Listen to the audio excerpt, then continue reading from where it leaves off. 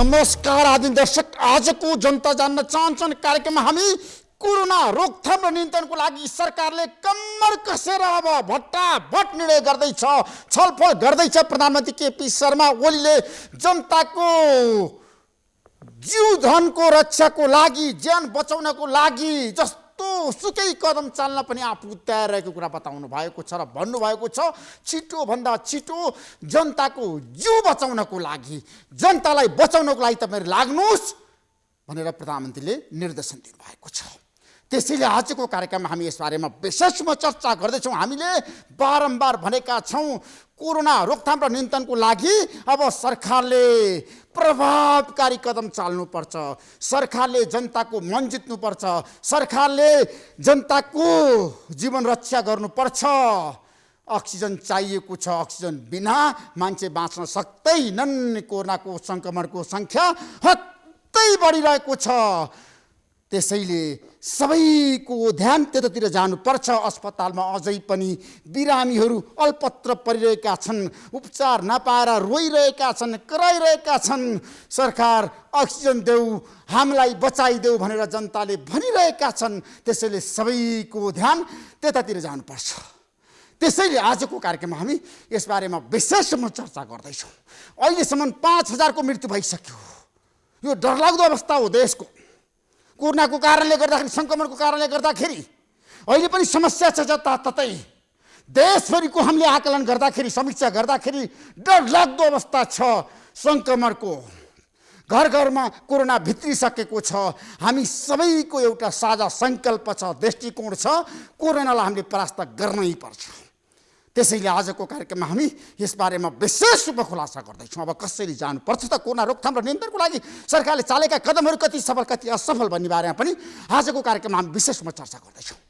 तपाईँहरू सबैलाई थाहा छ, अक्सिजन चाहिन्छ। आज मन्त्रालयले स्पष्टमा भनेको छ, हामी अक्सिजनको अभाव हुन दिँदैनौँ र अस्पताललाई निर्देशन दिएको छ, अब तपाईँहरू अक्सिजन अभाव हुन नदिनुहोस् र बिस्तारै अक्सिजन आपूर्तिमा सरकारले सफलता प्राप्त गर्ने पनि मन्त्रालयले जनाएको छ। तर धेरै गाह्रो छ, अझै पनि कठिन छ। हामीलाई धेरै सिलिन्डर चाहिएको छ, धेरै अक्सिजनहरू हामीले ल्याउनै पर्छ। चीनबाट भए पनि, अमेरिकाबाट भए पनि, अन्य मुलुकहरूबाट भए पनि, भारतबाट भए पनि हामीले ल्याउनै पर्छ। मेरो आग्रह छ, अन्तर्राष्ट्रिय समुदायलाई हामीले अनुरोध गर्नै पर्छ। नेपाल यतिखेर राष्ट्रिय विपत्तिमा परेको छ। जनताहरू छटपटाइरहेका छन् उपचार नपाएर। अस्पतालको संरचना कमजोर छ, बेड छैन, आइसियु छैन, भेन्टिलेटर छैन। सबैको ध्यान त्यतातिर जानुपर्छ।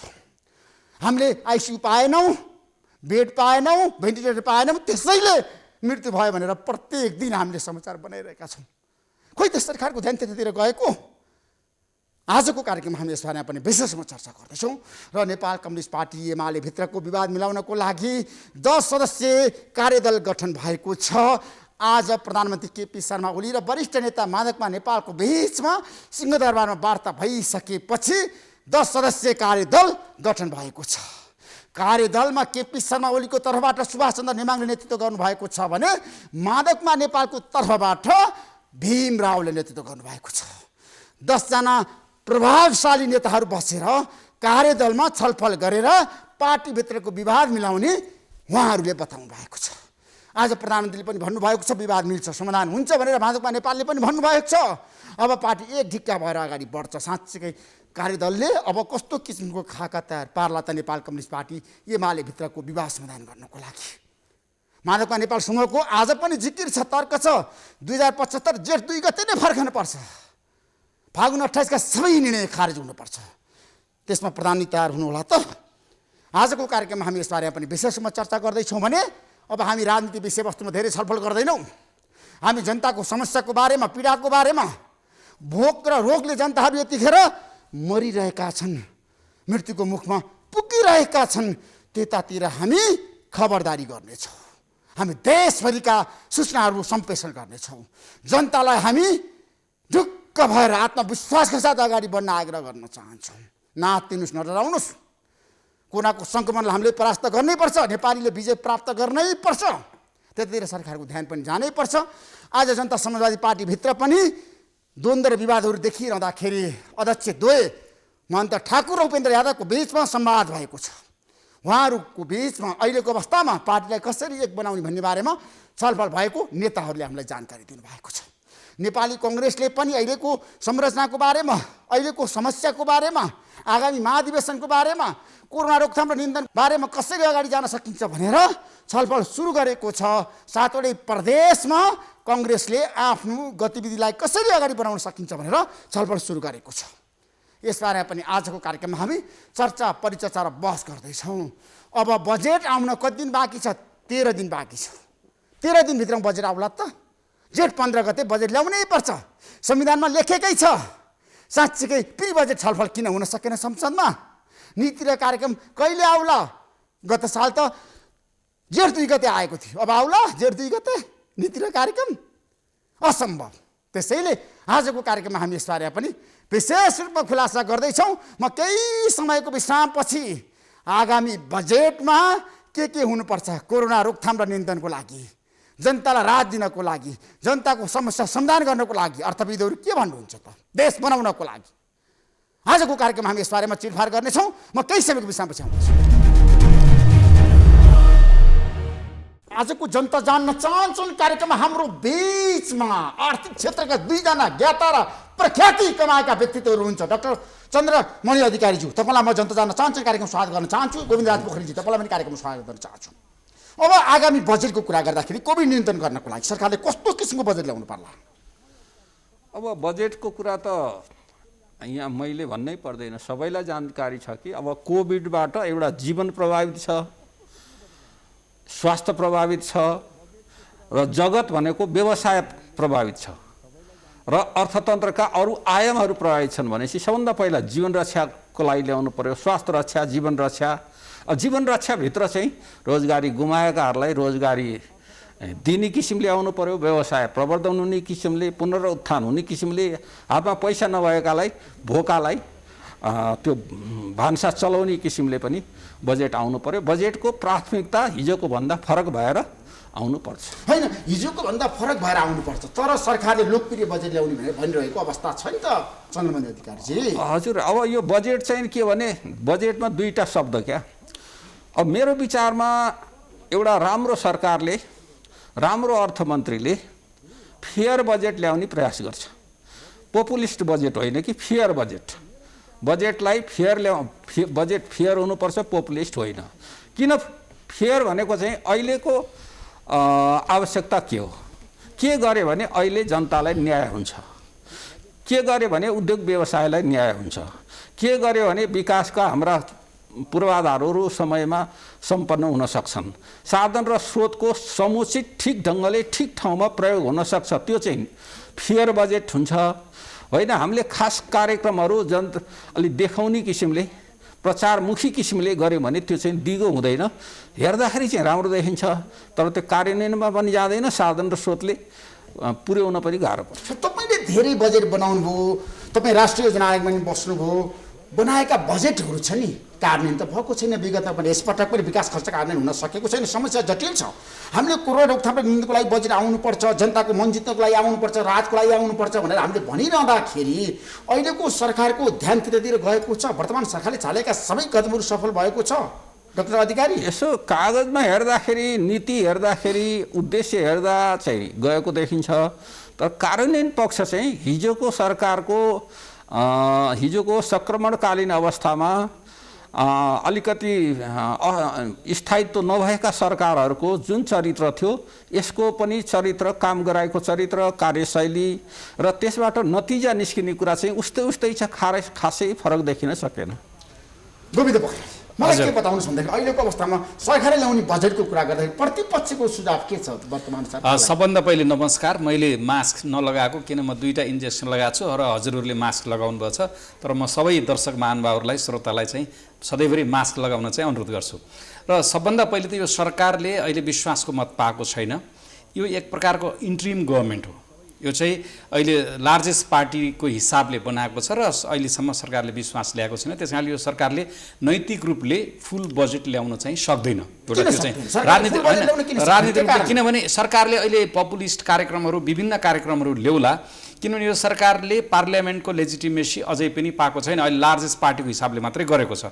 एउटा त्यो कुरा हामी के ख्याल राखौँ भने यो गभर्मेन्टले त्यस्तो खालको धेरै उथुलपुथुलै पार्ने खालको बजेट ल्याउनलाई चाहिँ कार्यक्रम ल्याउन सक्दैन, जनताको मन जित्ने कार्यक्रम होइन। ल्याउन सक्दैन। त्यसरी चाहिँ तपाईँले चाहिँ राष्ट्रलाई आर्थिक भार पर्ने किसिमले अनुत्पादक किसिमले जुन वितरणमुखी ल्याउने एउटा प्रचलन छ, त्यो खालको बजेट अहिले उहाँहरूले विश्वासको, यदि बजेटभन्दा अगाडि विश्वासको मत लिएर त्यो हुन्छ भने लेजिटिमेट गभर्मेन्ट हुन्छ र अब संसदले पताएको मान्छेले चाहिँ ल्याउन सक्छ। तर अहिले उहाँहरू चाहिँ एउटा लार्जेस्ट पार्टीको हिसाबले शपथ गर्छ, एउटा एक प्रकारको एउटा इन्ट्रिम गभर्मेन्ट अथवा काम चलाउ गभर्मेन्ट छ, जबसम्म पार्लियामेन्टले उहाँहरूलाई चाहिँ इन्डोर्स गर्दैन। त्यो एउटा कुरा ध्यानमा राखौँ। अब दोस्रो कुरा चाहिँ अहिलेको गभर्मेन्टले के हामीले देखेछौँ, कोभिड नियन्त्रण गर्नलाई चाहिँ सरकारले अहिले ल्याउनु पर्यो। त्यसपछि अहिलेको गभर्मेन्टको प्रायोरिटी भनेको सबभन्दा पहिला जनताको ज्यान जोगाउने हो र त्यो ज्यान जोगाउनलाई अलिकति रियलिस्टिक कार्यक्रमहरू, तीलाई कार्यान्वयनमा जान सकिने कार्यक्रमहरू हामीले गत सालको बजेटै हेरौँ, अहिलेको रनिङ बजेट हेरौँ। काठमाडौँमा 300 बेडको अस्पताल, प्रदेशमा 250 को बेडको अस्पताल, 7वटै प्रदेशमा 50 बेडको आइसियु एकदम सरुवा रोग व्यवस्थापन गर्ने अस्पताल भनेर अनेक किसिमका करिब 96 अर्ब हो कि कति चाहिँ स्वास्थ्यमा थियो।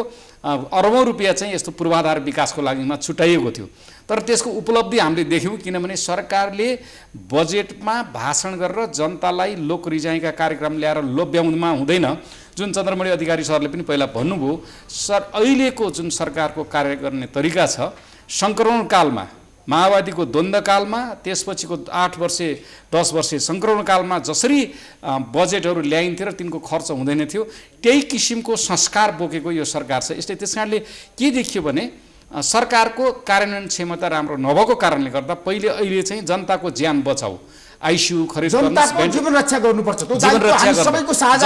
जनतालाई अक्सिजन ल्याउनु पर्यो, जनतालाई आइसियु ल्याउनु पर्यो, हस्पिटल इक्विपमेन्ट ल्याउनु पर्यो। अहिले राम्रो 1-2टा देखेका छौँ, हामीले सजेसन पनि दिइराखेका छौँ। तपाईँ प्लेनै चार्टर गरेर नजिक छिमेकी देशहरू, उत्तरी छिमेकी देशमा अहिले कोभिड छैन, थाइल्यान्ड जानुहोस्, जहाँ छैन त्यहाँ गएर तपाईँले मासिभ रूपमा चाहिँ इक्विपमेन्टहरू, औषधिहरू र जनशक्तिलाई तालिम, इन्टेन्सिभ तालिम, किनभने त्यो मेसिन भएर मात्रै हुँदैन, जनशक्तिलाई इन्टेन्सिभ तालिम दिएर आइसियु चलाउन सक्ने, अक्सिजनका प्लान्टहरू मर्मत गर्न सक्ने त्यस्तो किसिमको जनशक्ति पनि 1 हप्ता 2 हप्ताको क्रास कोर्सहरू गरेर विज्ञ स्वदेशका हुन्छ अथवा विदेशका ल्याएर त्यो गर्नु पर्यो। पहिला त्यसको लागि बजेट छुटाउनु पर्यो।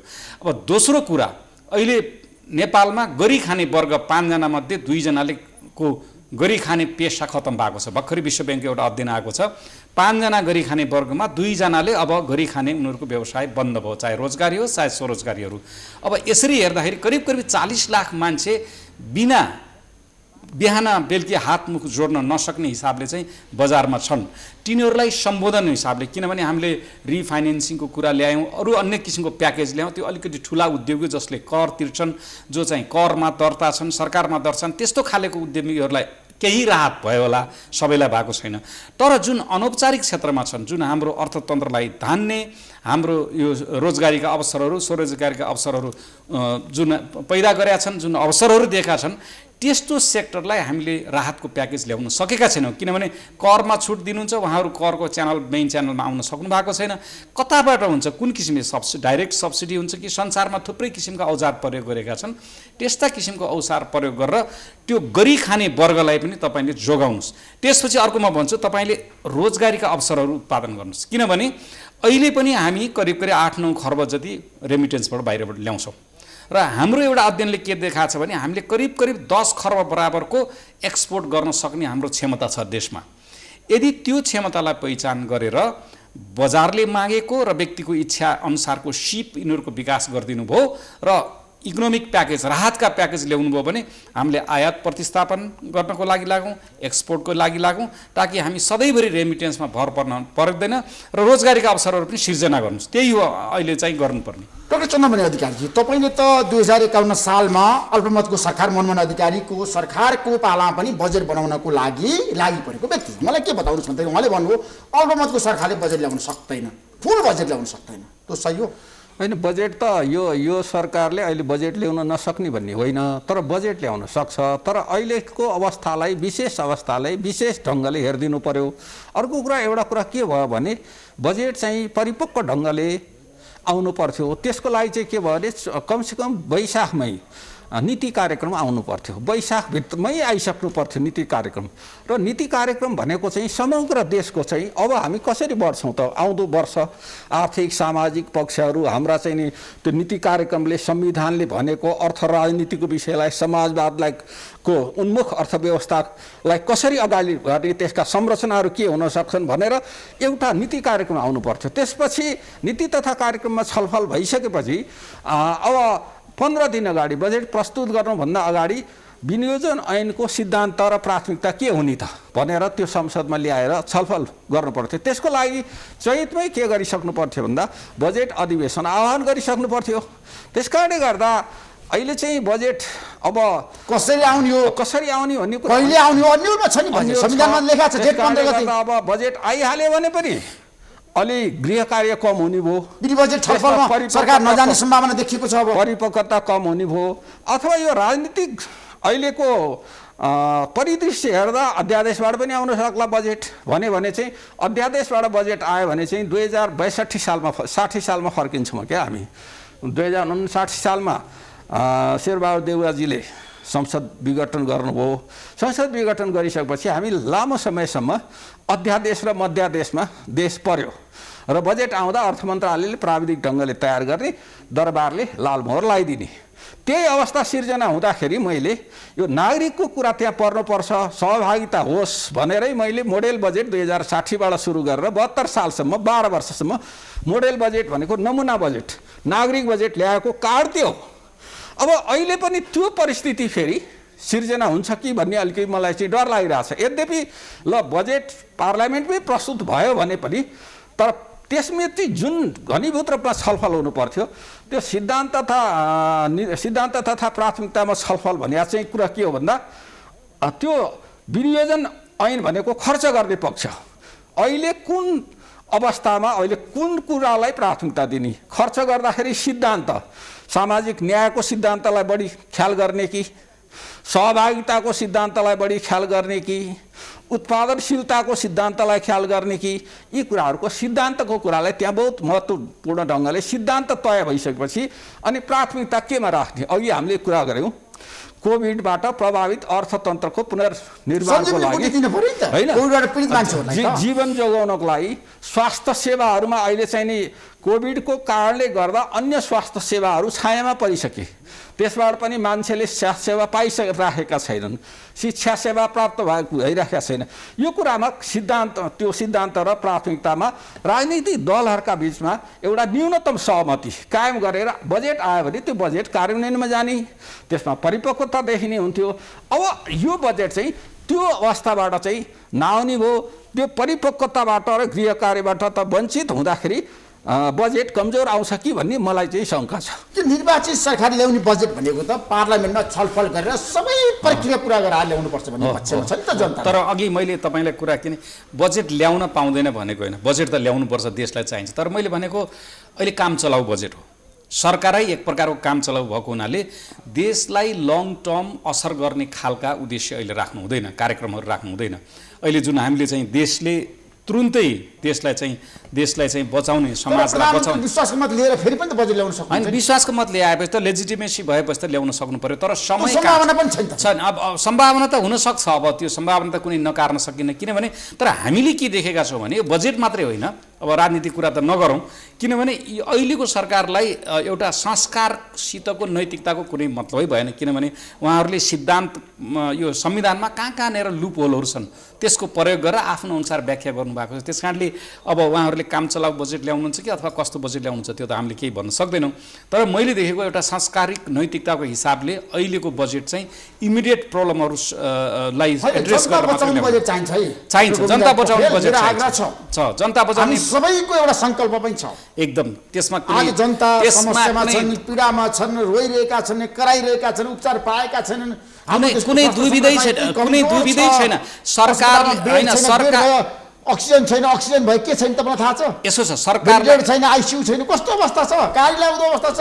होइन ऋषिजी, सरकारले गत सालको बजेट तपाईँले पढ्नुभयो भने सुन्दर छ, त्यो बजेटलाई नै कार्यान्वयन गरिदिएको भए सायद अहिले यस्तो समस्या धेरै आउँथेन होला।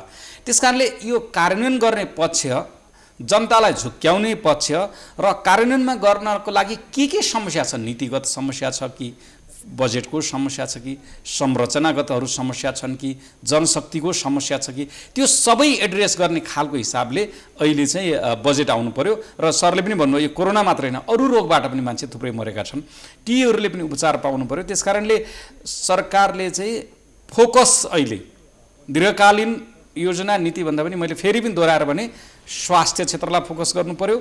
त्यसपछि घाँसबासको अवस्थालाई इन्स्योर गर्ने हैन, गरी खाने वर्गलाई कसरी चाहिँ एउटा अगाडि बढाउन सकिन्छ, तिनीहरूको जीविकोपार्जनलाई चाहिँ यथावत राख्नु छ त्यो गर्नु पर्यो। अर्को चाहिँ सधैँभरि हामीले गत सालको एउटा सरकारी तथ्याङ्क मात्रै करिब 7 लाख मान्छे त भारतबाट आएका रहेछन् गत सालको लकडाउनमा। अब अहिले कति आछन् तथ्याङ्क छ कि छैन, किनभने तथ्याङ्क नराख्न सक्ने सम्भावना पनि छैन सबै नाकाबाट आउँदाखेरि। त्यसकारणले त्यो बाहिरबाट आएको जनशक्तिलाई फेरि पनि नेपालमै राख्ने किसिमको हैन, नेपालमै कसरी उहाँहरूलाई राख्न सकिन्छ भन्नेको एउटा राहत कृषि क्षेत्रमा हुनसक्छ, साना तथा मझौला खालका उद्योग हुन्छन्, शहरी एरिया नजिकका सानसाना उद्योग हुन्छन्, कृषिमा आधारित रोजगारी दिनु पर्यो, रोजगारी दिने। तर सरकारले बजेटमा गत साल 5 लाख रोजगारी दिन्छौँ भनेर भन्नुभएको थियो, तर मलाई जहाँ लाग्दैन 5 लाख, किनभने करिब 12-13 दिन त गएको वर्षमा 12-13 दिन दिनुभएको रहेछ यो प्रधानमन्त्री रोजगार कार्यक्रमबाट औसतमा वर्षमा 12-13 दिनको रोजगारी। त्यसकारणले उत्पादनशील क्षेत्रमा अथवा जुन सरकारलाई राजस्व प्राप्त हुने, जनताको दीर्घकालीन रूपमा जीविकोपार्जनलाई एड्रेस हुने खालको मर्यादित खालका जबहरू क्रिएट गर्नुपर्ने हुन्छ। यो सरकारको रकम बाँडेर झारपात ओखलेर खालको मात्रैले लङ टर्ममा चाहिँ हाम्रो दीर्घकालीन रूपमा चाहिँ एड्रेस गर्दैन। डक्टर चन्द्रबहादुर अधिकारीजी, बजेट आउँछ तर बजेट आउँदै राष्ट्रिय एउटा सङ्कल्प बोकेर क्या देश विकासको कुरा प्राथमिकतामा हामीले के अगाडि सार्ने भन्ने बारेमा विगतमा पनि बजेट त धेरै आयो, कार्यान्वयनमा हामी धेरै चुकेका छौँ, हामी सफल हुन सकेका छैनौँ। 2048 सालदेखि अहिलेसम्मको बजेटको हामीले चिरफार गर्ने हो भने हामी धेरै ठाउँमा चुकेका छौँ। अब अहिले हाम्रो देशको सबैभन्दा ठुलो महासङ्कट भनेको कोरोना हो, कोभिड हो। यसलाई रोक्नको लागि वर्तमान सरकारले बजेटमा बुदागत रूपमा तपाईँले अगाडि सारेका कुराहरूलाई कार्यान्वयन गर्नको लागि यो संयन्त्र सफल छ। हामीले पैसा कहाँबाट ल्याउने? होइन, यसो छ, पैसाको समस्या स्रोतको समस्या छैन। तपाईँलाई मैले भनिदिउँ अघिल्लो साल 76-77 मैले चालु आवकको भन्दा अघिल्लो सालको कुरा गर्दैछु म। 76-77मा 3टा तहका सरकारले गरेर 22 खर्ब 83 अर्बको बजेट बनाएका रहेछन्। करिब 23 खर्बको खर्च हुने बेला कति भएछ भने 15 खर्ब चान्चुन भयो र त्यसमध्ये 376 खर्ब 3 खर्ब 76 अर्ब रुपियाँ चाहिँ के भएको थियो भने केन्द्रले प्रदेशलाई दिने, प्रदेशले स्थानीय तहलाई पनि केही दिने हुँदा डुप्लिकेसन हुन्छ, दोहोरो हुन्छ। त्यो हाम्रो बजेटिङ सिस्टमले गर्दा, त्यो अनुदानको सिस्टमले गर्दा, रेभेन्यू तल ट्रान्सफर गर्नुपर्ने सिस्टमले गर्दा त्यसलाई घटाउँदा जम्मा 11 खर्ब 91 अर्ब रुपियाँ जम्मा 3टा तहका सरकारले, हेर्नुहोस् 3टा तहका सरकारले त्यसमध्ये पुँजीगत खर्च 3टैले गरेको जम्मा 408 अर्ब। हेर्नुहोस्, अब तपाईँले यति पैसा खर्च गरेर अनि डबल डिजिट ग्रोथ 7%, 8%, 8.5% ग्रोथ हुन्छ। हेर्नुहोस्, एक अर्को कुरा तपाईँले संविधान, अर्को कुरा दृष्टिकोण स्पष्ट हुनुपर्छ ऋषिजी है। यो दर्शकहरूलाई पनि भने हो मैले, दृष्टिकोण भने संविधान बनायौँ हामीले के भन्यो भने समाजवादी देश हो है यो भनेको छौँ हामीले। संविधानले के भने यो देश समाजवादी गणतन्त्र छ है यो देशमा भन्छ र समाजवादी देश हो। र म के भन्छु भने समाजवादी देश भन्छ तर अर्थव्यवस्था चाहिँ समाजवाद उन्मुख अर्थव्यवस्था भन्छ। मैले संसारमा समाजवाद उन्मुख अर्थव्यवस्था भन्ने पढाएको छैन। मैले समाजवादी अर्थव्यवस्था भन्ने पढाएको छु। समाजवादको चाहिँ विभिन्न भेराइटी छ, मोडेलहरू छ। तपाईँले क्रिस्चियन सोसलिस्ट कन्ट्रीहरू पनि छन्, डेमोक्रेटिक सोसलिस्ट कन्ट्रीहरू पनि छन्, प्रोग्रेसिभ सोसलिस्ट कन्ट्रीहरू पनि छन्। भनेपछि अब हामीले अहिलेको सरकार मात्रै होइन कि हाम्रो राजनीतिक दलहरूमा दूरदृष्टि, संविधान बनाइसके त्यो संविधान कार्यान्वयन गर्ने खालको दृष्टिकोणको कमी भयो। र समाजवादको व्याख्या नेपाली काङ्ग्रेसको के हो त समाजवाद, नेकपा एमालेको समाजवाद के हो, माओवादी केन्द्रको समाजवाद के हो? त्यहाँ त हाम्रो अहिलेको संविधानमा त समाजवाद उन्मुख अर्थव्यवस्थाको माध्यमबाट समृद्धि ल्याउँछु भनेको छ, कल्याणकारी राज्य व्यवस्थाको कुरा गरेको छ। कल्याणकारी राज्य व्यवस्था भने त अहिले संसारमा अमेरिकाको ऊ पनि कल्याणकारी राज्य व्यवस्था हो। प्योर क्यापिटलिजम त त्यहाँ पनि छैन नि। चीनको अर्थव्यवस्था पनि सोसियलिजम, प्योर सोसियलिजम त होइन नि। अब हाम्रो अर्को दलहरू चाहिँ हामी कम्युनिस्ट हौँ, सरकार भन्छ कम्युनिस्ट भनेर नाम राख्छ, तर सोसलिजम भन्छ भनेपछि सोसलिस्ट हौँ भन्नु पर्यो हामीले, राजनीतिक दलहरूले पनि। भनेपछि पहिला तपाईँ जानी गन्तव्य स्पष्ट भयो। देश चाहिँ समाजवादतिर गइरहेछ होइन, तर बजेट त्यो किसिमको आएन। हो, बजेटले समाजवादलाई चिनेकै छैन। अहिलेसम्म बजेटले समाजवादलाई चिनेन। योभन्दा अगाडि आएका बजेट चाहिँ नेपाली काङ्ग्रेसले ल्याओस्, अरू कसैले ल्याओस्, अथवा एमाले ल्याओस्, अथवा नेकपाले हिजोको ल्याओस्, समाजवादलाई त्यो बजेटहरूले चिनेनन् र बजेटले पनि समाजवादलाई पछ्याउन सकेन। त्यस कारणले गर्दा त्यो कल्याणकारी राज्य व्यवस्थाको सामान्य मिश्रित अर्थव्यवस्थाका सामान्य चरित्रलाई लिएर सामाजिक सुरक्षाका रकमहरू राख्यौँ भन्या भरले समाजवाद हुँदैन। त्यो तपाईँले भने जस्तो कोभिडलाई सम्बोधन गर्ने विषय पनि के हुन्छ भने त्यही दृष्टिकोणमा संरचनामा जान्छ के। तपाईँले कोभिडलाई जस्तो अमेरिकाले कोभिडलाई सम्बोधन गर्दाखेरि ऊ त समाजवादी व्यवस्था त भन्दैन नि आफूलाई, तर के भन्यो भने अहिलेसम्म उसको इतिहासमै सबभन्दा बढी पैसा जनतालाई दियो उसले। किन दियो भन्दा जनता बचाए भने मेरो अर्थतन्त्र बाँच्छ। तर हामी कहाँ फेरि जनतालाई पैसा दियो होइन, हामी कहाँ चाहिँ अब के गर्यो भने जनता खान पाएको छैन, भोकै मरिरहेको छ, सरकारले किन पैसा दिनु होइन। सजिलो थियो वास्तवमा जनतालाई चाहिँ पैसा। अहिलेको चालु बजेटको कुरा आयो अघि, चालु बजेटमा तपाईँले पृष्ठभूमि हेर्नुभयो भने, उद्देश्य हेर्नुभयो भने अति सुन्दर, तर त्यो उद्देश्यले प्राथमिकतालाई र प्राथमिकताले कार्यक्रमलाई चिन्नै सकेन। र अर्थ मन्त्रालय बजेटले के छोडिदियो भने त्यही राहत दिने कुराहरू चाहिँ विद्यालयको घरभाडा छोडिदेऊ, विद्यालयको फी छोडिदेऊ होइन, त्यस्तो किसिमले भनेर हुन्छ। अब लगेर मौद्रिक नीतिमालाई मात्रै जिम्मा लगाइदियो। अब हाम्रो जस्तो देशमा खुला सिमाना भएको र ठुलो अंश अनौपचारिक क्षेत्रले ओगटेको हाम्रो अर्थतन्त्रमा लेबर सेक्टरको 62% चाहिँ नि अनौपचारिक क्षेत्रमा भएको ठाउँमा मौद्रिक नीतिले धेरै काम गर्न सक्दैन। त्यस कारणले मौद्रिक नीतिलाई छोडिदियो। मौद्रिक नीति आउँदा अलिकति सम्बोधन उसको हैसियत अनुसार, उसको सीमा अनुसार चाहिँ सम्बोधन गर्न त खोज्यो, तर कार्यान्वयन चाहिँ फेरि त्यसमा पनि फितलो नै रह्यो। त्यस्तो गोविन्द पोखरेल चन्द्रमणि अधिकारीजीको एउटा तर्क आयो होइन, समाजवाद उन्मुख अथवा अहिले समाजवादको छ नि, हामीले व्याख्या विश्लेषण समीक्षा गरिरहेको छौँ, हामी कहाँ छौँ होइन, आगामी दिन बहस गरौँला। मेरो प्रश्न के हो, नेपालमा कम्युनिस्टको सरकार छ, एमालेको नेतृत्व सरकार छ, तर जनता आज खान नपाएर बसिरहेका छन्। अब कारणले हजुर समाजवाद भनेको वास्तवमा विशेष जनतालाई हामीले पैसा किन्न दिने होइन, विशेष राज्यले दिनुपर्छ पर्दैन। मेरो प्रश्न यहाँनिर बिपीले भन्नुभएको थियो कङ्गालीको वितरण समाजवाद होइन। तपाईँले जबसम्म पुँजीको सङ्कलन गर्न सक्नुहुन्न, चाहे त्यो कम्युनिस्ट मान्ने हुन् चाहे अरू डेमोक्रेटिक सोसियलिजम माग्ने हुन्, तपाईँको ढुकुटी भरिनु पर्यो। ढुकुटी भरिए अनुसारको तपाईँले त्यो कमाउन नसक्ने, त्यो बजार अर्थतन्त्रमा समावेश हुन नसक्ने, पछाडि परेको र उत्पादन जुन गतिविधि हुन्छन् हाम्रा देशका, त्यो उत्पादन गतिविधिमा आफू सहभागी हुन नसक्ने वर्ग र एउटा समाज पनि छ। त्यस्तो वर्ग र समूहलाई चाहिँ हामीले चाहे अब अङ्ग्रेजीमा चाहिँ ट्रान्सफर अफ पेमेन्ट भन्नुहोस् अथवा राहत भन्नुहोस्, जेसुकै भन्नुहोस्, त्यो हिसाबले त्यो वर्गलाई चाहिँ हामीले सम्बोधन गर्नुपर्छ। त्यो वर्गलाई सम्बोधन गर्ने पुँजी पनि कमाउनुपर्छ। सरकारले यदि साँच्चै समाजवाद उन्मुख अर्थतन्त्र, समाजवाद जाने भने त होइन, तर उन्मुख भनेको छ, समाजवाद कहिले पुग्यो थाहा त छैन, तर त्यो समाजवाद उन्मुख अर्थतन्त्र भनेको त्यो सामाजिक पक्षलाई पनि सम्बोधन गरोस्। तर फेरि पनि यहाँनिर बिपीको चाहिँ कोटेसन एकदम जरुरी छ, कङ्गालीको वितरण फेरि समाजवाद पनि होइन। तपाईँले आज केपी ओलीको सरकार आएदेखि नै ऋण 2 गुणा भएको छ र मैले अहिले भर्खरै एउटा अध्ययन गरेको रिपोर्ट दियो, करिब आगामी वर्षमा हाम्रो कुल ग्रास उत्पादन अहिले सालाखाला करिब 40 खर्बको छ। अब त्यसको 46-47% हाम्रो यो राज्यको ऋण हुने रहेछ। भन्दाखेरि हामी ऋणी हुँदै जान्छ। अब कति दिनसम्म हामीले ऋण लिएर राहत बाँड्ने हो कि ऋण लिएर शिक्षामा लगानी गर्ने हो कि ऋण लिएर पूर्वाधारमा लगानी गर्ने हो कि ऋण लिएर भत्ता बाँड्ने हो, त्यो एक दिन त तिर्नुपर्छ। त्यस कारण त्यो बिचमा ब्यालेन्स गर्नु पर्यो। एकातिर तपाईँले वितरण र राहतको कार्यक्रम ल्याउनु पर्यो, जुन वर्ग छ, जुन चाहिँ यो मेन स्ट्रिममा समावेश हुन सक्छ, गरिब जनताहरूलाई छ नि ल्याउनुपर्छ। राहत त्यो होइन होइन, त्यो दुईटा चिज गर्छ। जस्तै तपाईँले गरिब जनताको हातमा पैसा नहुँदासम्म उद्योगपतिहरू होइन, सडकमा तपाईँहरूको ध्यान त्यतै जान्छ होइन, गरिब जनतालाई उद्योगपतिको हातमा जबसम्म पैसा पर्ने तपाईँले माध्यम बनाउनुहुन्न तबसम्म उद्योगीहरूको के हुन्छ, उनीहरूको त केही व्यवसाय चन्द्रमल्ल अमेरिकामा पैसा बाँड्यो सरकारले, बाँड्यो सबै त हामीले पनि बाँड्ने उपाय छ। नेपालमा छ नि जनताले आज किन सरकारबाट राहत? हामी 3 तहको सरकार छ हैन, 3 तहको सरकार छ हाम्रो। यस्तो सुन्दर छ यो संहितामा, तपाईँले वार्ड सरकारलाई जुन बजेट दिनुहुन्छ वर्षको 50-60 लाख मध्ये, त्यसमा तपाईँले अति गरिब पछाडि परेको विपन्न समूह को छ त्यसलाई तपाईँले ल ठिक छ 2-4 वर्षमा पछि बिना ब्याज तिर्ने गरी खाना नपाउने वर्गलाई हामीले संरक्षण दिनुपर्छ। पर्दैन।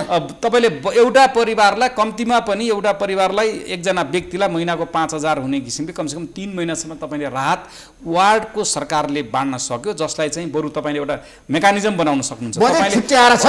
हामीले गरिब जनतालाई केही दिएको करिब किसिमको छ नि, जनमत बन्थ्यो नि सरकारको पक्षमा। करिब 5 लाख जनसङ्ख्यालाई त्यो गर्दाखेरि करिब धेरै पैसा जाँदो रहेछ। हामीले एउटा गणेशमान सिंह प्रतिष्ठानबाट स्वर्गीय नवीनराज जोशीजीको एउटा अध्यक्षतामा एउटा समिति बनाएका थियौँ, त्यसमा हामीले तथ्याङ्क सहित दिएका छौँ।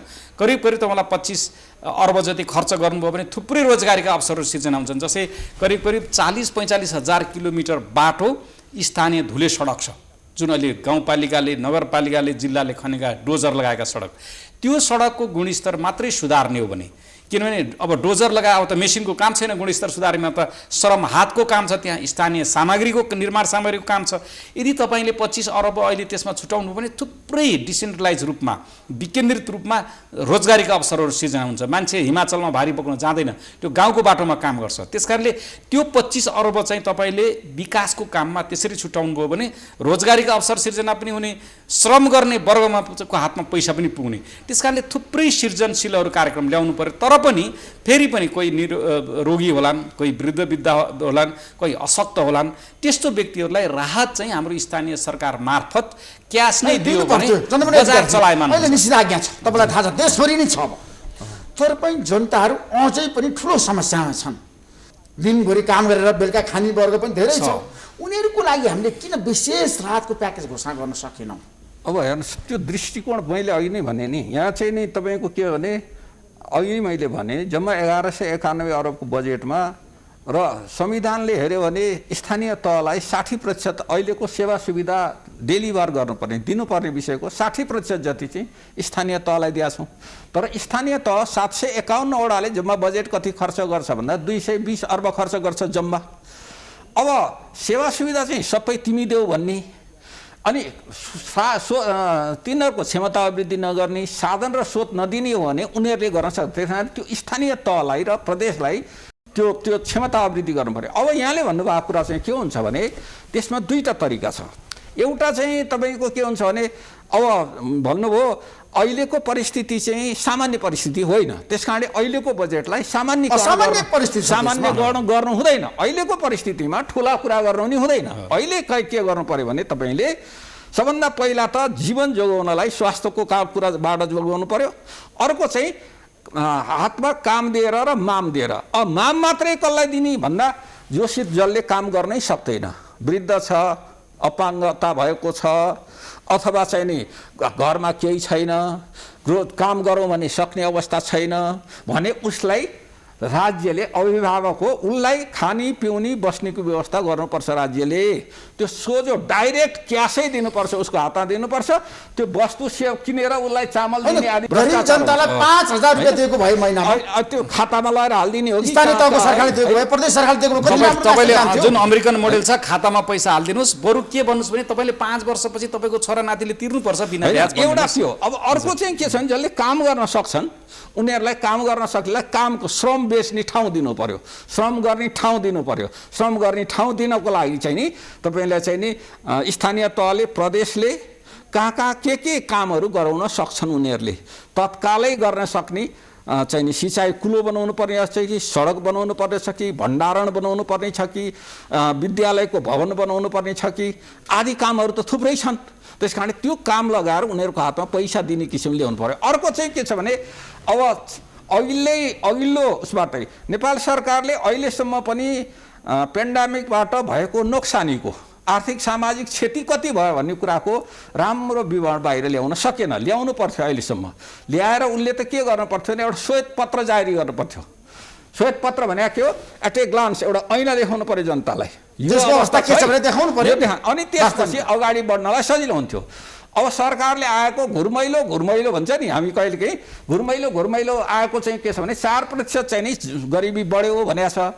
सरकारको तथ्याङ्क अनुसार ओह्रालो लाग्यो भन्दाखेरि 18% चाहिँ आम्दानीको हिसाबले पनि गरिब छन् भनेपछि 22-23% गरिब भए।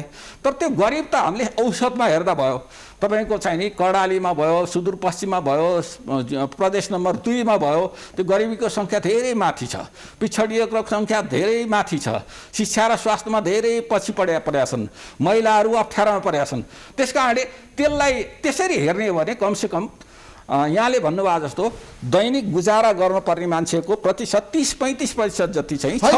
दिनभरि काम गरेर बिहान बेलुका चाहिँ हातमुख जोड्ने वर्ग छ नि त हामी। अब त्यो वर्ग छ नि त होइन, दुईटा कुरा छ। त्यो वर्ग मध्ये पनि मैले सके त्यो वर्ग मध्ये पनि कतिपयको चाहिँ स्वरोजगारी छन्, साना उद्योग गरेका थिए, आफ्नो घरायसी गरेका थियो, सानो पुँजीमा गरेका थियो।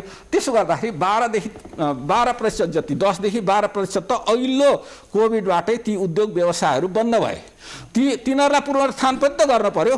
तिनीहरूलाई पुनरुत्थान गर्नलाई पनि एउटा प्रत्यक्ष एउटा अप्रत्यक्ष खालको, एउटा मौद्रिक नीतिको माध्यमबाट एउटा प्रत्यक्ष योगदान दिएर यसरी कार्यक्रमहरू ल्याएन भने अहिलेको परिस्थितिमा हामीले सामान्यकरण गर्न खोज्यौँ र हिजोकै बजेटलाई कपी गर्न खोज्यौँ भने चाहिँ अब तपाईँले चाहिँ दुईटा यो सृष्टि फेरि निरन्तर चल्ने हो होइन। यो जतिसुकै ठुलो विपद गरे पनि विपद पछि फेरि हाम्रो सृष्टि त चल्नुपर्छ, हाम्रा उद्योग कल कारखानाहरू चल्नुपर्छ। तपाईँले दुईटा चिज होइन, हामीले जसरी होइन नै एउटा स्वास्थ्य क्षेत्रमा लगानी गर्नुहोस् र अहिले उपचारको कुरा गर्नुहोस्, त्यसको साथसाथै त्यो गर्ने क्रममा तपाईँले स्वास्थ्य क्षेत्रको पूर्वाधारको विकास गर्नुहुन्छ, त्यो प्लानले जानुहोस्। तपाईँले जस्तै आइसियु बनाउनु भएको छ, त्यो आइसियु पनि पछि पनि त हाम्रा दुर्घटनाहरू हुन्छन्, हाम्रो भूकम्प जान सक्छ, बाढी आउँछ, त्यस्तो बेला पनि हाम्रो आइसियुहरू चाहिन्छ। अब दोस्रो कुरा, मान्छेलाई यो जुन गरिखाने वर्गलाई राहतको प्याकेज ल्याउनुहोस् र तिनीहरू पनि दिगो रूपमा एड्रेस हुने गरी त्यो राहतको प्याकेज यस्तो ल्याउनु पर्यो जस्तै थुप्रैको कच्चा पदार्थ आयात हुन सकेको छैन, त्यसलाई कसरी सम्बोधन गर्न सक्नुहुन्छ। थुप्रैको फर्मल इन्फर्मल सेक्टरबाट लिएका सहकारीबाट लिएका ऋणहरूको चाहिँ व्यवस्था। तेस्रो के भने फेरि तपाईँको सृष्टि त चल्नुपर्ने हुन्छ। जस्तै हाइड्रो पावरहरू अहिले बन्द भएका छन्, अहिले हाइड्रो पावरहरूलाई कसरी सञ्चालन गर्न सकिन्छ, त्यो हाइड्रो पावर सेक्टरमा काम गर्ने मान्छेहरूलाई दुईटै इन्जेक्सन प्रायोरिटीमा दिएर लगाउने हो कि। अनि हाइड्रो पावरमा चाहिँ थुप्रै रोजगारीका अवसरहरू सिर्जना छन् र भोलि यदि हाइड्रो उत्पादन भयो भने त्यसले पनि हाम्रो उत्पादन बढाउने भएको हुनाले त्यो हाइड्रो सेक्टरमा अथवा निर्माण सेक्टरमा काम गर्ने मान्छेहरूलाई पनि प्रायोरिटी राखेर भ्याक्सिन लिएर आउनुहोस् पहिला। किन तपाईँले भ्याक्सिन ल्याउनुहोस्, आइसियु ल्याउनुहोस्, तपाईँले भेन्टिलेटर ल्याउनुहोस्, त्यो भनेको तपाईँले यता उत्पादनशील वर्गलाई पनि एड्रेस गर्दै हुनुहुन्छ। किन इन्जेक्सन लगायो भने अब यो कोभिडबाट सङ्क्रमण हुने सम्भावना धेरै कम हुन्छ, हुँदाखेरि पनि मान्छेको जीवन जाँदैन। र त्यो जुन उत्पादनशील क्षेत्रमा लाग्ने मान्छेलाई पनि तपाईँले प्रायोरिटी, जस्तै सर्भिस सेक्टरमा जस्तै स्वास्थ्य कर्मीहरूलाई दिनुभयो, तपाईँले वृद्धहरूलाई दिनुभयो, त्यस्तै यो उत्पादनशील क्षेत्रमा लाग्ने मान्छेहरूलाई पनि मासिभ अहिले तपाईँ उत्तर देशमै जानुहोस् न, त्यहाँ त कोभिडको सुईहरू थुप्रै बाहिर एक्सपोर्ट भइरहेछ भ्याक्सिनहरू।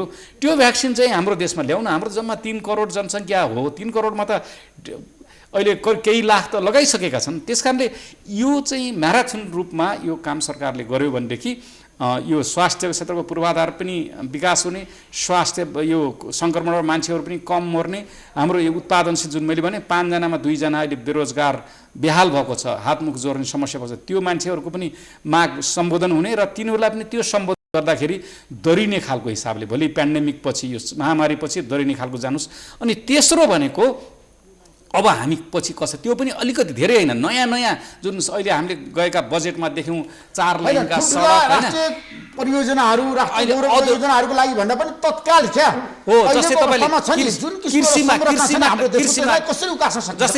कृषिमा टार्गेट गर्नुहोस्, जनतामा छ नि आधारित कामहरू गर्नु पर्यो क्या। जनताको स्वास्थ्यलाई ख्याल राख्नु पर्यो, त्यसको लागि स्वास्थ्य सम्बन्धी। अर्को एउटा के छ भने जुन विदेशबाट आएका साथीहरू हुनुहुन्छ, अहिले बजेटले पोहोर साल पनि ल्याए तर त्यो कार्यान्वयनमा जान सकेन। बजारको माग र उहाँहरूको इच्छा अनुसार क्षमता वृद्धिमा पनि अलिकति लगानी गर्नुहोस्। स्थानीय सरकारलाई, सिटिभिटी लगायतका विभिन्न संस्थाहरूलाई परिचालन गरेर, जस्तै मान्छेलाई हुन्छ नि तपाईँ कृषि क्षेत्रको, पशुपालन क्षेत्रको, व्यवसाय क्षेत्रको, निर्माण क्षेत्रको स्किल दिनु पर्यो, सिप दिने काम पनि स्थानीय तहमा गर्नुभयो भने उहाँहरू यहीँ बस्नुभयो भने पनि उहाँहरूले आफ्नो श्रम, आफ्नो सिप प्रयोग गरेर स्वाभिमानी रूपले चाहिँ नेपालमा बसेर केही गर्नुहुन्छ। यदि बाहिरै जानुभयो भने उहाँको चाहिँ जुन सिप प्राप्त गर्नुभएको छ त्यसले बढी उहाँहरूले रेमिटेन्स लिएर आउन सक्नुहुन्छ, उहाँको आम्दानी बढ्ने सम्भावना धेरै हुन्छ। त्यसकारणले यो सानो सानो कामले प्याकेज ल्याएर अर्थतन्त्रलाई पनि चलायमान गर्ने, जनताको जीवनलाई पनि बचाउने खालको कार्यक्रम चाहिँ अहिले ल्याउनु पर्ने हुन्छ। तर हामीले अहिले सुन्दैछौँ बजारमा कि तपाईँले एकदम दीर्घकालीन चुनावमुखी राजनीति ल्याएर हुँदैछ। चुनाव त म त चुनावै लडेको मान्छे, प्रतिपक्षको मान्छे, मैले त चुनाव 3 महिनामा होस् भन्ने चाहन्छु। संवैधानिक रूपले संविधानलाई मानेर कानुनी रूपले निष्पक्ष चुनाव आगामी 3 महिनामा होस्, म त त्यो चाहन्छु। प्रतिपक्ष जहिले पनि सरकार असफल भयो हामीले देखिसक्यौँ। तथ्याङ्कले के देखाउँछ भने यो सरकारको यो जुन 3.5 वर्ष जति हुन लाग्यो, यो असक्षम सरकार, नालायक सरकार, यो देशलाई अधोगतिमा लगेको सरकार, यसबाट कुनै पनि उपलब्धि भएको छैन। यस्तो सरकारलाई हटाएर अर्को आवधिक निर्वाचन गरेर फेरि अर्को चाहिँ दल सरकारमा ल्याउने त एउटा डेमोक्रेटिक प्रोसेस हो, लोकतान्त्रिक प्रक्रिया हो, त्यो हामीले चाहन्छौँ। तर सरकारले अहिलेसम्म मङ्सिरमा चुनाव भनेर भनेको छैन। तर हामी के चाहन्छौँ भने अब स्थानीय तहको पनि चुनाव हुँदैछ, त्यसपछि बिस्तारै संसद र प्रदेशको पनि चुनाव होला। यदि प्रक्रिया नर्मल प्रक्रियामा जाने हो भने त्यो प्रक्रियालाई मात्रै ध्यानमा राखेर लोकरिजाइका कार्यक्रमहरू, देशलाई दीर्घकालीन रूपमा चाहिँ आर्थिक भार पर्ने कार्यक्रमहरू ल्याउनुभन्दा हामी जुन चन्द्रमणि अधिकारीजी र मैले भन्यो 3टा क्षेत्रलाई, जनताको स्वास्थ्य, जनताको हातमुख जोड्ने र जनता कसरी दरिलो हुन्छ भविष्यमा, तुरुन्तै अब कोभिड पछि हाम्रो जनता कसरी दरिलो हुन्छ, जीवन स्तर उकास्ने, रोजगारीका अवसरहरू सिर्जना गर्ने र बाहिर गएका जनता देशमै बस्न सक्ने हैन। र हाम्रै देशका उद्योग हाइड्रो पावरको भयो, पर्यटन भयो, पूर्वाधार भयो, थुप्रै साना उद्योगहरू अथवा म्यानुफ्याक्चरिङ हुनसक्छ। जस्तै भारतमा अब कोभिड सकियो भने भारतमा लगानी गरेको विदेशी उद्योगको एउटा शाखा नेपालमा खोल्न सक्यो भने हामीलाई विदेशमा बजार चाहिँदैन। त्यस्तो किसिमको चाहिँ त पछि गर्ने हो। तर अहिले चाहिँ सरकारले ज्यान जोगाऊ, हातमुख जोड्ने चाहिँ माध्यम बनाइदियो। त्यसपछि कोभिड पछि दरिने के हो त, खुट्टा टेकेर चाहिँ हाम्रो अर्थतन्त्र, हाम्रा जनताहरू कसरी दरिन्छन् त्यो गरौँ। त्यस कारणले त्यो क्षेत्रलाई पनि अलिकति राहत चाहिँ। चन्द्रमणि अधिकारीजी, अब चुनावी सरकारको बजेटको कुरा गर्दाखेरि यो सरकारले 3वटा बजेट ल्याइसकेको छ, यो 4थो बजेट ल्याउँदैछ केपी शर्मा ओलीको नेतृत्वको सरकारले। आगामी बजेटको स्वरूप, आकार र प्रकार भनेको चुनावमुखी नै हुन्छ भनेर अर्थमन्त्री पनि बताउनु भएको छ, प्रधानमन्त्री पनि बताउनु भएको छ। त्यो सम्भावना छ? अब यो अहिले त यो आकलनको कुरो, अनुमानको कुरा भयो होइन। अब अनुमानको कुरो, अब भोलि राजनीतिको हाम्रो त के भने तपाईँको सिस्टममा केही नि चलेन नि, सिद्धान्तमा नि केही नचल्यो भने तपाईँले सिद्धान्तमा चल्यो, सिस्टममा चल्यो भने तपाईँले अनुमान लगाउन सक्नुहुन्छ। त्यो अनुमान सही पनि हुन्छ। तर सिस्टम छोडिसकेपछि अनुमान लगाउन सकिँदैन। अब अनुमानपट्टिको कुरा छोडिदिउँ। तर अहिलेको वस्तुस्थितिले आवश्यकताले खोजेको कुरा के हो र अहिले हामीले भन्ने चाहिँ तिमी यस्तो बजेट ल्याऊ, यो पक्षलाई चाहिँ सम्बोधन गरिदेऊ, यो आकारको बजेट ल्याऊ भन्ने चाहिँ अब हामीले भनिदिने हो। अब निर्वाचनमा जान्छ भनेदेखि त अब राम्रै बजेट आयो भने निर्वाचन गयो भने रकमान्तर गरेर ल्याएर पुरो बजेट आउला, आदि कुराहरू होला। त्यस कारण अहिलेको बजेटमा मुख्य कुरा 3वटा पक्ष हेर्नुहोस्। अब म एउटा तपाईँलाई भन्छु, नवग्रह भन्छ के हाम्रो त्यो वैदिक शास्त्रले, हामीले कहाँ नवग्रहको बिचमा तालमेल छैन। नवग्रह 12 राशि भन्छ के, नवग्रह 12 राशि भनेको, नवग्रह भनेको मैले एउटा त्यो मोटिभेटेड वर्ड मात्रै प्रयोग गरे हो। नवग्रह भनेको हामी कहाँ 3 तहका सरकार छन्, 3 तहका सरकार छन् र राज्यका 3वटा साझेदारहरू छन्। सार्वजनिक क्षेत्र छ, निजी क्षेत्र छ, सहकारी र सामुदायिक क्षेत्र छ। र अर्को हाम्रो अर्थतन्त्रको आयामभित्र हामीले जतिसुकै भने नि गर्ने काम 3वटा पक्षमा हुन्छ। एउटा सामाजिक न्याय, सामाजिक सेवा, सामाजिक सुरक्षाका कुराहरू हेर्नुपर्छ। दोस्रो उत्पादन, उत्पादकत्व, लगानी, उत्पादन र उत्पादकत्व हेर्नुपर्छ। तेस्रो हेर्ने भनेको चाहिँ पूर्वाधार निर्माण, अहिलेको आवश्यकता, अहिलेको क्षमतालाई धान्ने किसिमको पूर्वाधार निर्माण गर्ने काम। 3टा कुरा भने 9वटा कुरा हुन्छ। यसलाई नवग्रह भने मैले। र अब त्यसमा थपिनु पर्यो के भन्दा सुशासन हुनु पर्यो, अनुशासन हुनु पर्यो, विधि र पद्धतिमा चल्नु पर्यो र आर्थिक साधनको समुचित व्यवस्थापन हुनु पर्यो। यो गर्दाखेरि 12वटा कुरा हुन्छ। यो 9वटा नवग्रह भनौँ, 9वटा पक्ष र 12 राशि भनौँ, 12वटा खालका चाहिँ विषयहरूको बिचमा साङ्गो पाङ्गो मिल्या छैन अहिले पनि। साङ्गोपाङ्ग सरकार एकातिर हिँड्छ, निजी क्षेत्र हाम्रो निजी क्षेत्र पनि अलिकति राजनीतिकरण भइसकेको छ है। निजी क्षेत्र पनि एकदमै त्यो होइन, राजनीतिक पार्टीको मुख ताक्ने भइसक्यो, सरकारको इन्ट्रेस्टमा काम गर्ने भइसक्यो निजी क्षेत्र मुख ताक्ने मात्रै होइन कि अब त्यो राजनीतिकरणै भइसक्यो एक ढङ्गले। त्यस्तो नभइदिया भए बेस हुन्थ्यो हामीहरूलाई। तर यसो छ मैले त्यसलाई। अब त्यस कारणले गर्दा यो पक्षहरूको बिचमा तपाईँले जनतालाई राहत दिने गरौँ, उत्पादनशील गरौँ, रोजगारी सिर्जना गर्ने भने त सरकारले राज्यले मात्रै त होइन, त्यो त निजी क्षेत्रबाटै नै हुन्छ। निजी क्षेत्रसित सोध्नु पर्यो, उद्योगको क्षेत्रमा कति गर्न सक्छौ तिमी, हाइड्रो पावरको सेक्टरमा कति गर्न सक्छौ, कृषिको क्षेत्रमा के। हरेक 3टा तहका सरकारले निजी क्षेत्रलाई सोध्यो भन्यो के गरिदियो भने कृषि क्षेत्रमा बढी रोजगारी सिर्जना हुन्छ त के दिउँ भनेर भन्न सक्नु पर्यो, उद्योगमा के दिउँ भन्नु पर्यो, घरेलु उद्योगको क्षेत्रमा के दिउँ भन्न सक्नु पर्यो। त्यसै गरी चाहिँ नि खेलकुदको क्षेत्रमा के दिउँ भन्नु, पर्यटनको क्षेत्रमा के दिउँ भन्यो भने उनीहरूले पनि म चाहिँ यो क्षेत्रमा यति रोजगारी दिन सक्छु, तर त्यसको लागि चाहिँ राज्यले गरिदिनु पर्ने, यो हामी यो गर्छौँ भन्ने किसिमको भयो भने के हुन्छ भने अनि त्यसले चाहिँ अब सामाजिक न्याय गर्ने कुरा, आर्थिक विषयको र सामाजिक पक्षलाई राज्यले सम्बोधन गर्छ, वित्तीय पक्षको वित्तीय प्रतिफलको सम्बोधन उसले खोज्छ। त्यस कारण त्यो बिचमा साङ्गोपाङ्गो नभएको कारणले गर्दा अहिले बिग्रेको। अब म दुईटा कुरा भन्छु, जहाँ संसारको जुनसुकै हाम्रो जस्तो अर्थतन्त्र अथवा यो खालको लोकतान्त्रिक समाजवाद भएको अथवा लोकतान्त्रिक प्रक्रिया भएको अर्थतन्त्रमा निजी क्षेत्रले जहिले पनि सरकारको मुख चाहिँ ताक्छ। किनभने तपाईँले 1945 मा बेलायतमा जब लेबर पार्टी आयो त्यसले सारा तपाईँ कोइला कारखानादेखि ब्याङ्कदेखि सबै नेसनलाइज राष्ट्रियकरण गर्यो। किनभने राजनीतिले भनेको मूलनीति हो, त्यो मूलनीतिले सबै क्षेत्रलाई डोर्याउँछ। त्यस कारणले राजनीति राम्रो आयो, मूलनीति राम्रो आयो भने निजी क्षेत्र फस्टाउने, निजी क्षेत्र आफ्नो दायराभित्र बस्ने, सरकारका नियम कानुन मान्ने, सुशासन हुने, निजी क्षेत्रले त्यो एक्सपेक्टेसन गर्छ। निजी क्षेत्रलाई तपाईँले बराल्नुहुन्छ, दराल्नुहुन्छ, एक्सप्लोइट गर्नुहुन्छ, तिनीबाट एक्सट्र्याक्सन गर्नुहुन्छ, त्यो सबै तपाईँको राजनीतिमा भर पर्छ, मूलनीतिमा भर पर्छ, तपाईँको सुशासन कायम गर्नुपर्छ। त्यस कारणले निजी क्षेत्रले राजनीतिलाई निजी क्षेत्रको जसरी प्रभावकारी भूमिका हुनुपर्छ त्यो देखिएन। तर निजी क्षेत्रको होइन, त्यहाँ सुशासन तपाईँ होइन, सुशासन कायम गर्नुहोस्, फेयर गेम गर्नुहोस्, तपाईँले निष्पक्ष हुनुहोस्, अनि निजी क्षेत्रलाई चाहिँ काम गर्ने माहौल बनाइन्छ। तपाईँको अहिले 2 अर्ब रुपियाँ ब्याङ्कबाट ऋण लिएर आफ्नो सम्पत्ति कोल्याट्रल राखेर लगानी गर्ने निजी क्षेत्रले त सरकारको मुक्त ताक्छ नि, किनभने त्यसको त भोलि त सर्वस्व हुन्छ। फेरि हाम्रो नेपालको ब्याङ्किङ सिस्टम यस्तो राम्रो रहेछ, कसैको पनि तपाईँले ऋण खाएर कोही पनि तपाईँको नाति पनि भाग्न सक्दैन बाजेले खाएको ऋण।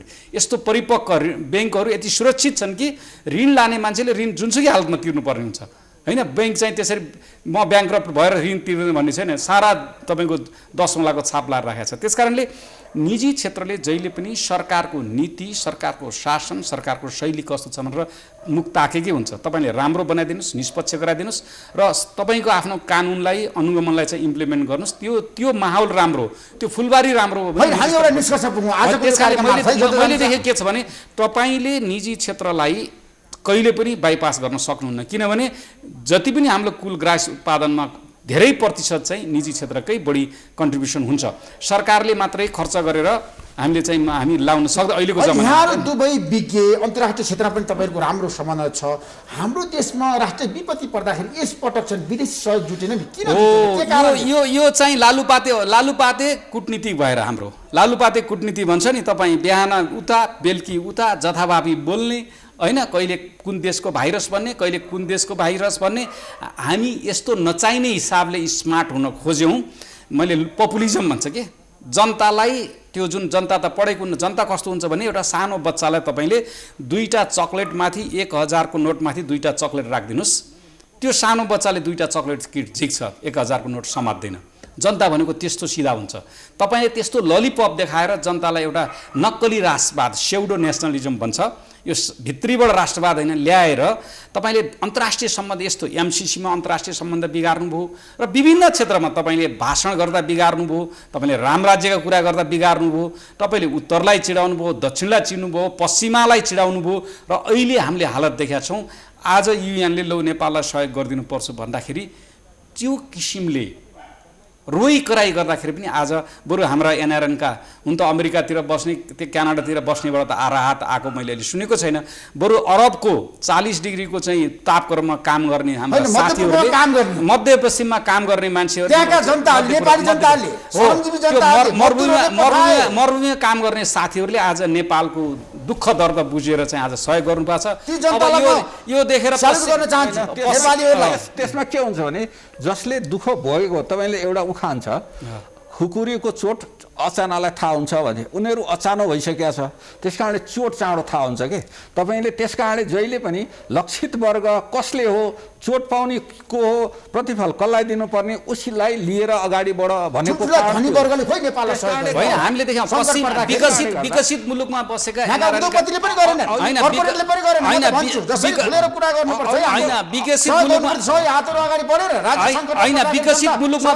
विकसित मुलुकमा बसेका साथीहरू हाम्रो चाहिँ विभिन्न राजनीतिक पद अथवा सरकारी निकायबाट गएर नियुक्ति खानुभएको राजनीतिक पदमा जानुभएको हाम्रो एम्बेसडरहरू सबैको केहीले गर्नुभएको छ, त्यो किसिमको सक्रियता देखिएन र हाम्रो देशमा भूकम्प जाँदाखेरि नेपाललाई विश्वले सहयोग गरेको थियो। हाम्रो सरकारप्रति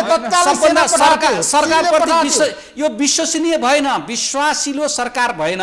यहाँ तपाईँको विश्वासिलो सरकार, विश्वासिलो संयन्त्र तपाईँले गराउन नसकेको हुनाले आज कोभिडबाट आक्रान्त हुँदाखेरि जनता यसो मर्दाखेरि आज सबभन्दा बढी मर्ने दर, सबभन्दा बढी सङ्क्रमण दर हुने चाहिँ नेपाल हुँदाखेरि पनि BBC CNN-मा त्यस्तो राजा मर्दाखेरि देखेका थियौँ हामीले। CNN-मा मेन न्युज आज कोभिडको न्युज आएको छ BBC CNN-मा फ्रन्टमा।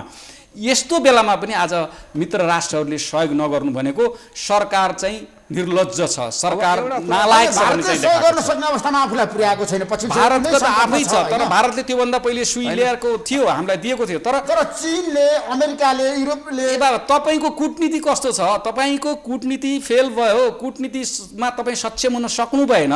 नेपाल भनेको सधैँभरि विदेशी भूकम्प आउँदा 4 खर्ब रुपियाँ परिचालन गरेको थियो। कूटनीति भनेको चाहिँ के हो भने बडो चतुर्याइपूर्ण तरिकाले अरू बाहिर नदेखाइकन आफ्नो राष्ट्रिय स्वार्थ पुरा गर्ने विषयलाई कूटनीतिज्ञ भनिन्छ के, चतुर्याइपूर्ण।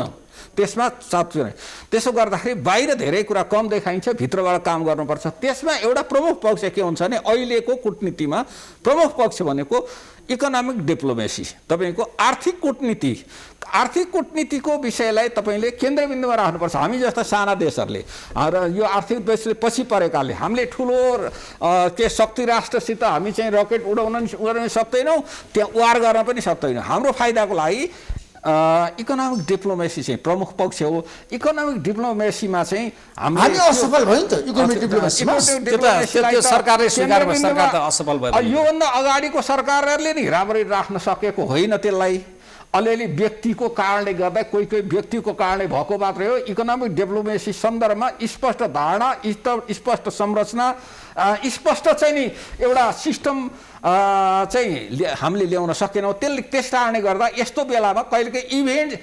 इभेन्चुअल भनेको तपाईँले खास भूकम्पको बेलामा संवेदनशील बेला भएको हुनाले अलिकति भन्दा सबै लागे, तर नियमित हिसाबले यसले गरेर भारतमा सहयोगी हातहरू उहिरो लाग्यो नि हैन, धेरै सहयोग जुटायो भारत। आज काजाखस्तानले भेन्टिलेटर बोकेर भारत गयो। ए बाबा, हाम्रो देश यति सानो देश, 3 करोड मात्रै जनसङ्ख्या भएको, हाम्रो यत्रो देशमा राजदूतहरू हुनुहुन्छ। हाम्रो प्रधानमन्त्रीले फ्लुएन्ट बोलेर दिनदिनै सारा देशले नेपाललाई चिन्यो भनेर गफ लाउनुहुन्छ, भाषण गर्नुहुन्छ। हाम्रा परराष्ट्र मन्त्रीको सुन्यो भने त देश स्वर्गै पुगे जस्तो हुन्छ। तर आज हामी नेपाली अक्सिजन नपाएर, भेन्टिलेटर नपाएर, सामान किन्न नपाएर, अहिले ल्याएको खोप 1 डोज लाएको मान्छेले दोस्रो डोज कहिले लाउने भन्ने स्योर नभएको अवस्थामा, जबकि हाम्रो उत्तरको मित्र राष्ट्रसँग त्यत्रो क्षमता छ, अरबौं जनसङ्ख्यालाई पुर्याउने खोपहरू उत्पादन गरेको छ। फ्रीमा पनि हामी किन्ने हो। जनसङ्ख्याको दृष्टिकोणले त दिल्लीको जनसङ्ख्या र नेपालको जनसङ्ख्या बढी, अब किन्न पनि नपाउने कस्तो होला। दिल्लीमा चाहिँ एउटा सरकार छ, केन्द्रीय सरकार बाहेक हामीसित 761वटा सरकार छन्। त्यस कारण हाम्रो क्षमता, हाम्रो लिडरसिप क्राइसिस भयो, भिजनरी भएनौँ हामी र विषयवस्तुमा केन्द्रित हुन सकेनौँ। त्यस कारणले अहिलेको परिस्थिति सिर्जना भएको हो। हामीप्रति विश्वास भएन, हामीप्रति ट्रस्ट भएन र हामीलाई सहयोग गरेमा यो मित्र हो, यसलाई सहयोग गर्दा मलाई पनि मोरली, इथिकली अथवा चाहिँ सोसियली अथवा पोलिटिकली फाइदा हुन्छ भन्ने कुनै पनि राष्ट्रले सोचेन। हामीले आज $4 मा भ्याक्सिन किन्न सकेनौँ। माग्न त कुरै छोड्नुहोस्, अनि भ्याक्सिन त चाहिन्छ, चाहिन्छ, किन्न नेपालले सकेनौँ, लगाउनै पर्छ, किन्नै सकेनौँ। किन्नुपर्छ सरकारले। किन्नु पर्थ्यो। आज चीनले सारा देशमा भ्याक्सिन सप्लाई गरिरहेछ, नेपालले हाम्रो ल्याउनुपर्छ। सरकारले नेपाल आज छ नि अन्तर्राष्ट्रिय क्षेत्रमा आफ्नो किसिमको प्रभाव जमाउन अझै पनि सफल हुनुपर्छ। हुनुपर्छ। तर तपाईँ यो किसिमको पोलिटिक्सले अनि जम्मा 2 करोड भ्याक्सिन के अरे 2.5 करोड जति भ्याक्सिन भएको भए त मेजर चाहिँ जुन फोकस हुने ठाउँ भइसक्यो, त्यसपछि डिट्याच भएर गइरहेको थियो। अब 1.5 करोड मान्छेलाई भ्याक्सिन लगायो भने तपाईँले केही लाख अस्ति लगाउनुपर्छ भारत र चीनबाट आएको। 1.5 करोड जनतालाई चाहिँ भ्याक्सिन पुर्याउनु भयो भने सानो बच्चालाई अहिले नलाउनु नै भनेको छ WHO ले, तुरुन्तै जरुरी छैन भनेको छ। 1.5 करोड चाहिँ तपाईँले भ्याक्सिन ल्याउन सक्नुभयो भने तपाईँसँग पैसा पनि छ। बजेटमा तपाईँले करिब स्वास्थ्य क्षेत्रमा पूर्वाधारसहित गरेर करिब 90-96 अर्ब रुपियाँ छुटाउनु भएको थियो। त्यो पैसा खर्च भएको छैन धेरै, त्यो पैसा पनि छ। तपाईँले विश्व ब्याङ्कले पनि लोन दिने भनेको छ। ल्याएर तपाईँले चीनबाटै खरिद गर्नुहोस्। ए बाबा, तपाईँले फ्रीमा ल्याउन सक्नु भएन, मित्र राष्ट्रलाई परिचालन गर्नु सक्नु भएन, तपाईँको कूटनीतिक विश्व नेता भएन, तपाईँका कूटनीतिका संयन्त्रहरूले त्यो किसिमले काम गर्न छैन, परराष्ट्र मन्त्रालयको नेतृत्व त्यो किसिमको क्यापेबल भएन, तर बजारमा किन्न पनि नसक्ने भनेको त नालायकै हो नि। Thank you so much. यहाँहरू दुवैलाई म धेरै धेरै धन्यवाद दिन चाहन्छु।